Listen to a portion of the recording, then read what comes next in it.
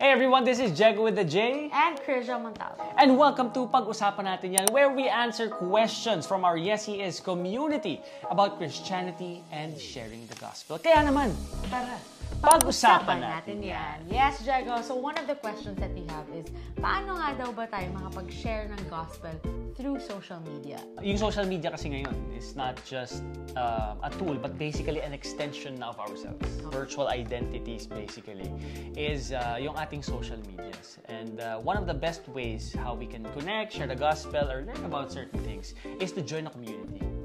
Yun ang isa sa mga pinaka-best ways how to use social media in a very positive and God-honoring way. Yeah, is if you join a community just like Yes, He Is. Tama. Actually, one of the things na nakita kong very effective to is kahit yung pag-reshare lang ng mga stories or even resharing of posts. I have friends who have actually messaged me parang, uy, na-bless ako dito sa video mo na to or sa shinare mo.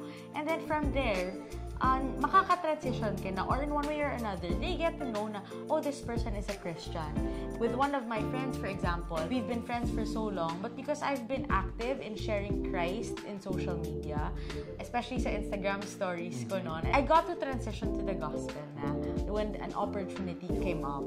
So parang it's a good icebreaker din, no? Yeah. Na kapag kami shinare ka, pinost, tapos may nag-comment, you can automatically reply. Kahit hindi mo siya kilala. Right. No? Just like what Yes He Is doing. We can read your comments, na may mga nag-comment sa mga videos, and nakikita namin, or we have the opportunity now to respond to you, to reply, which is a very, very, timely and orderly manner. Yeah, so if you're also a content creator, I'm sure many of us are gifted, creative. So I've seen so many fellow brothers and sisters who have actually utilized this platform to share Christ, whether that be their lifestyle, what they do, their personal discipline, reading the Bible, and all these things. Make the most out of the platform. And be reminded how powerful social media is in shaping one's perspective, in shaping how we see things and how we respond to things. Yeah. So what we see, what we hear, what we basically consume, it makes us.